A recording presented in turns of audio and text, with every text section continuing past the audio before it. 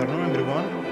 Hope you're well. Mohammed KHAMAYSA, I work with the team of neuroplasticity and connectivity team of the Laboratoire d'imagerie Biomédicale under the direction of Dr. Pierre-François Prada. It's a great pleasure to present to you a recently accepted paper for the Journal of Neurology entitled by Quantitative brainstem and spinal MRI in amyotrophic lateral sclerosis, implication for predicting non-invasive ventilation needs. As you all know, amyotrophic lateral sclerosis is a devastating neurodegenerative disease that affects the motor neuron at the level of the brain, brainstem, and spinal cord. And the primary cause of death is respiratory failure. The damage to the motor neuron, including those to phrenic nerve, leads to diaphragmatic weakness, which causes diaphragmatic dysfunction, which is the main cause of respiratory involvement in ALS. And it's not the only mechanism of the respiratory dysfunction, but there are also other abnormalities that comes to aggravate the situation, like bulbar muscle impairment and abdominal muscle dysfunction, which leads to weak cough and are related to bronchial secretion congestion that lead to respiratory failure in ALS patients. Clinical practice guidelines recommend monitoring for respiratory dysfunction in ALS patients regularly, and this spirometry is an indirect way of measuring the pulmonary function, and it's used to guide the non-invasive ventilation initiation, which was proven to prolong survival in ALS patients and improve the quality of life. But however, it's introduced too late in the course of the disease, and there is still a need for a way to predict the need for non-invasive ventilation in ALS patients, because it's important for prolonging survival and improving quality of life of patients. So our objectives in this study were, first, the primary objective was to predict non-invasive ventilation in ALS patients using different sets of variables, including clinical variables, brainstem structures volumes, and cervical spinal cord measurements, and a combined model that combined the previous models, the significant predictors in the previous three models.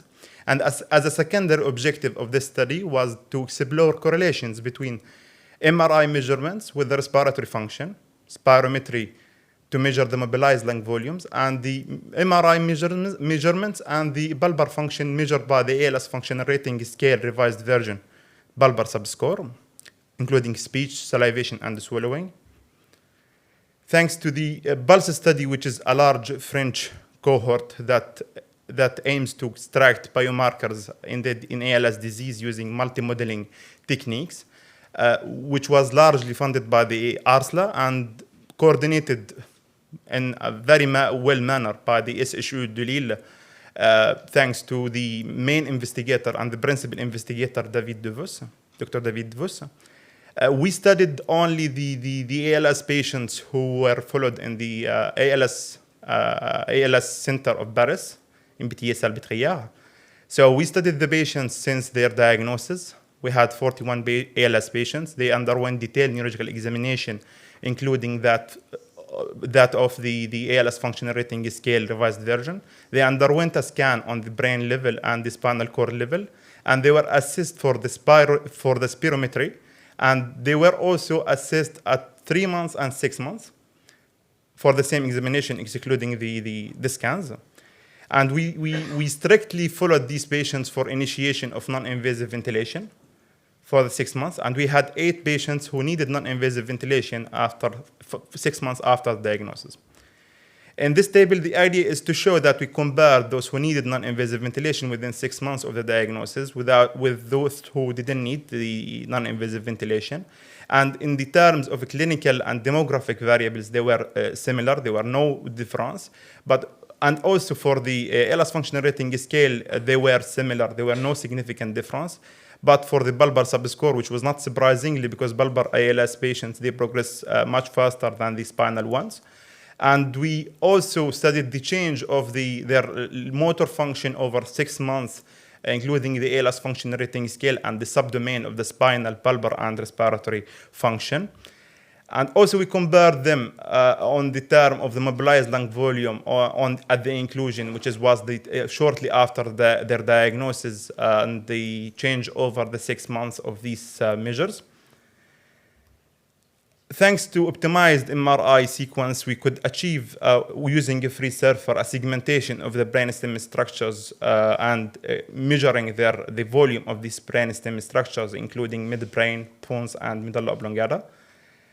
And also, we could achieve a very good segmentation of the cervical spinal region at each vertebral level and computing the measures of the cross-sectional area at each vertebral level. And we introduced a new measure that was introduced once or twice in the literature, the anterior-posterior diameter, as you see here, and the right-to-left diameter, as you see in the slide.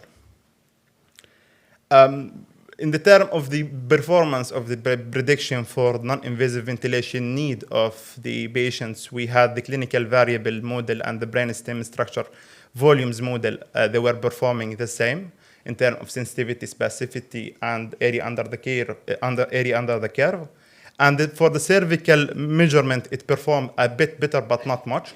When we combined the significant predictor of the 3 models, we ended up incorporating age at onset, sex of the patients, and the volume of the brainstem structures, and the right to left diameter of the region of the vertebral level of C4, which had a much higher significant performance in terms of sensitivity, specificity,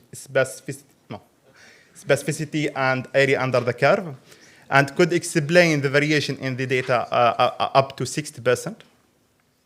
Looking on the correlation between the brainstem, the MRI measurements of the brainstem, we noticed, we observed a significant positive correlation between these brainstem volumes and the function of the pulmonary function measured by the mobilized lung volume, forced vital capacity, and supine forced vital capacity, which is an indirect indicator of diaphragmatic dysfunction in ALS patients, which is used also to guide the initiation of non-invasive ventilation and the cuff beaky flow. On the bulbar subscore, they were like positive correlation, clinically meaning that people who had bigger volume of the brainstem structure, they had better function in terms of bulbar function and the respiratory function.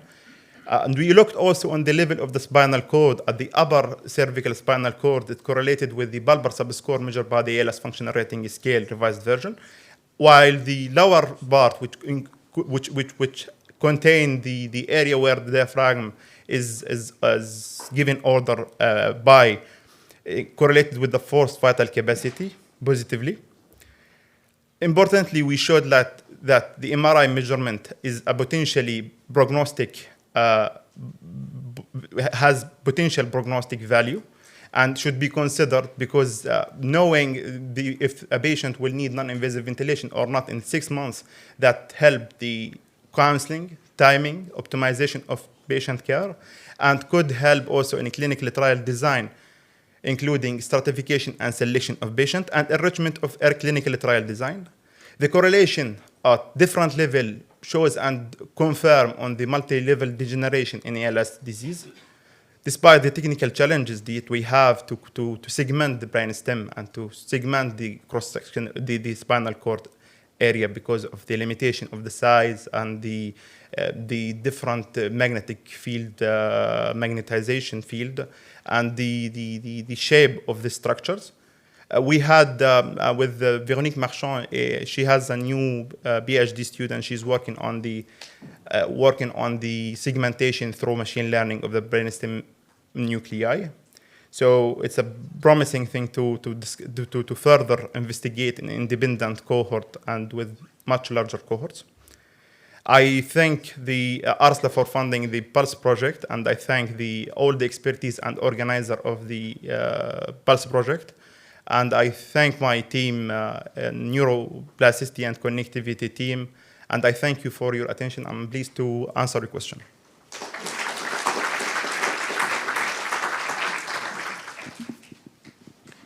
Thank you very much.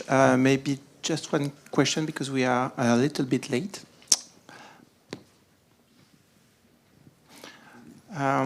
how do you explain so the role of brainstem in respiratory dysfunction in ALS? Yeah, brainstem works 24 hours for 7 days a week to coordinate and to order the phrenic nerve to move and to respirate. And it's not the only thing it does. It also has ventilatory commands to the superior region of the the upper airways, and it also send orders to keep the respiratory generating generators. So it has a role, a fundamental role in the respiration process.